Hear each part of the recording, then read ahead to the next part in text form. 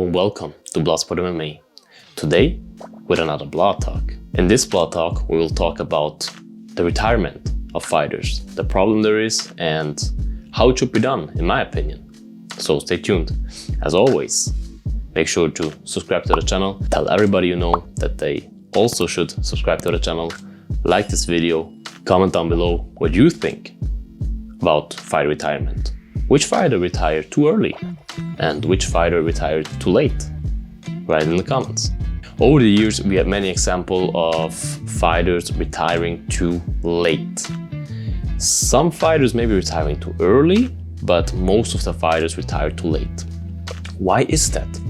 Like, you see people, it's hard for me to say that because I really like this guy, but Tony Ferguson. Tony Ferguson is 38 or something right now.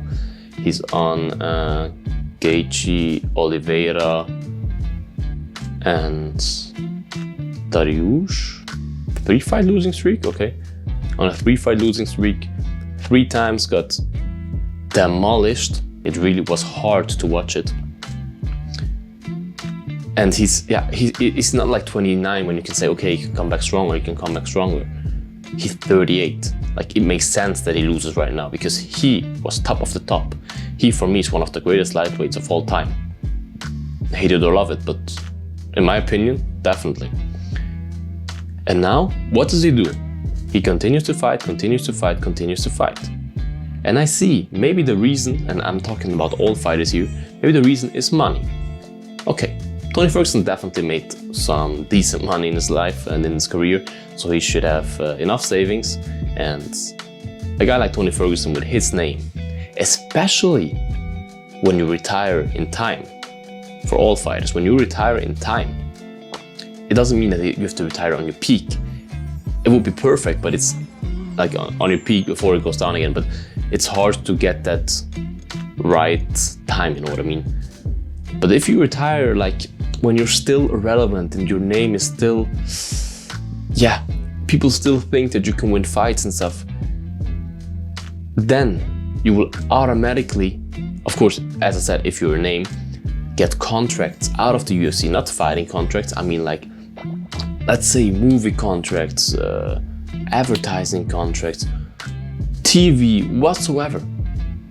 It will come. You see with GSP, with Bisping. Even though Bisping, Bisping had a good retirement, I think.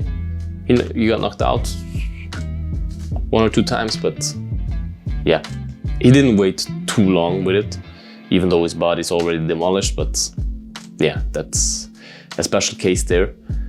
But to stay with Tony Ferguson, he will always get some advertisement deals, always, because he's Tony Ferguson. He's that one of a million guy.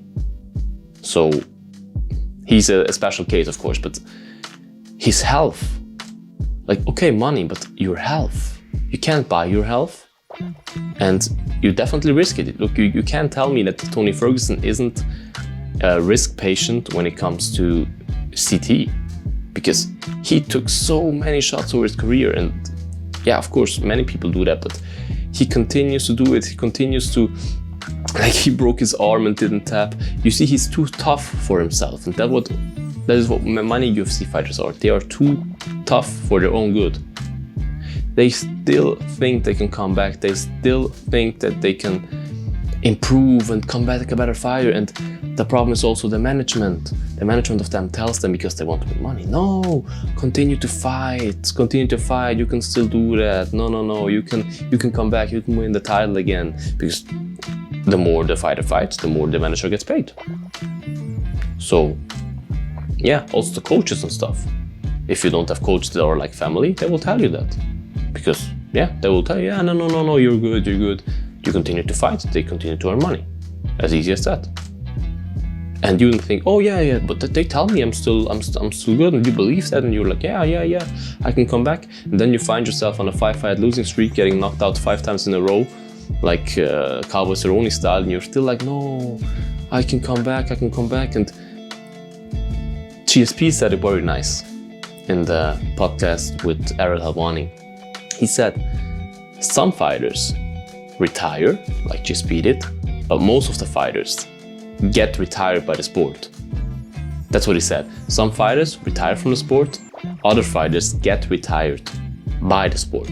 And that's a sad truth, because if you have that many injuries and brain problems and whatsoever that you have to retire, it isn't a retirement how it should be. It isn't like DC sitting in a commentary table having, like DC had really good retirement, really. He lost, yes, doesn't matter. I know it's hard for the ego. I can understand that it's hard for the ego to go off a loss. I can completely understand that. But sometimes you have to think like, is my ego worth it? Isn't my health more important, especially when you have family? Does my son maybe care more about the fact that I, as a father, can still talk to him, remember his name when I'm, 70, and play with him and all that? Or is he more like, yeah, you won your last fight, Dad, so cool, you can't remember my name, like, you know what I mean? Should be obvious.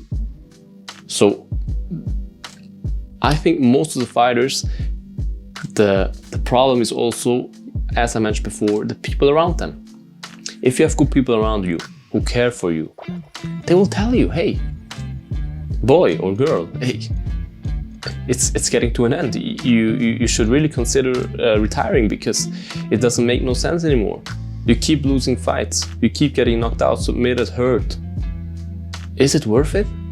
And really have an intense talk with them, because if you have just yes men around you who tell you, yeah, no it's good, yeah, you did it right, you do everything great. You're in a bubble. You don't see it. You still think like, he done the lucky punch. No, it wasn't my day. I will come back better than ever. You won't. You won't. You see it time and time again. You won't. So there's a big problem. And of course you can say, yeah, but so many fighters don't get paid enough. I agree. And I agree that you as a fighter see that as a reason. But if you think clearly, you can always go to a normal job. You always have that option if you're still healthy. You always have that option. You can always provide your family with food on the table with a normal job also.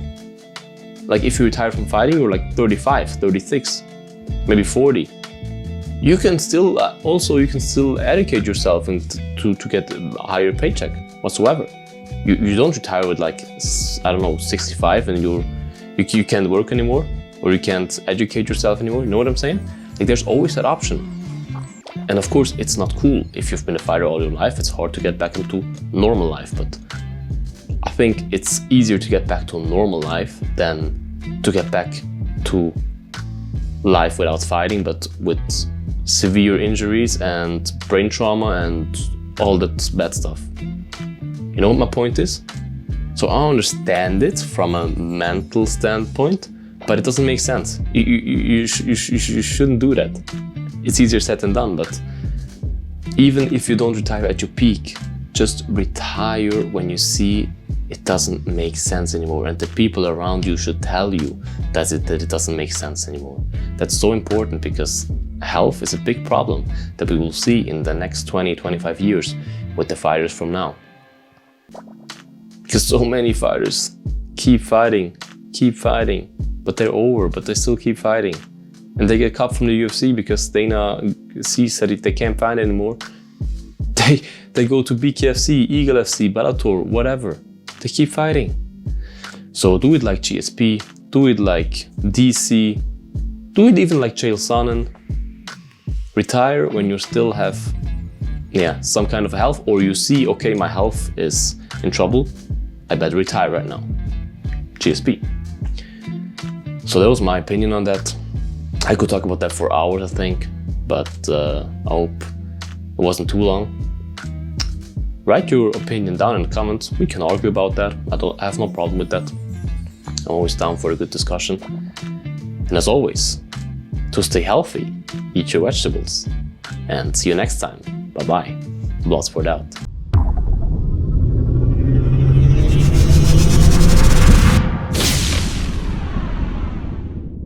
Eat your vegetables.